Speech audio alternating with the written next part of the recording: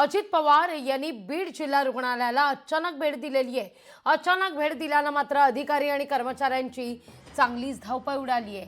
सुरू असलेली विकास कामं, स्वच्छता आणि रुग्णालयातील सुविधा व्यवस्थित आहेत की नाही हे पाहण्याकरता म्हणून दादा अचानक पोहोचले आणि मग काय अधिकाऱ्यांची चांगलीच कानउघडणी सुद्धा केली। कलर घेतला असता आणि काहीच पण विकास केला नाही, काय कुणी काहीच घेत नाही।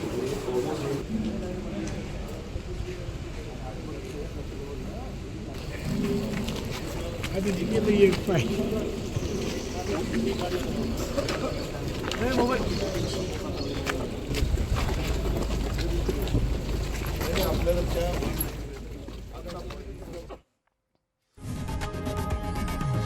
लोकशाही मराठी ऐका, पहा, जागरूक रहा।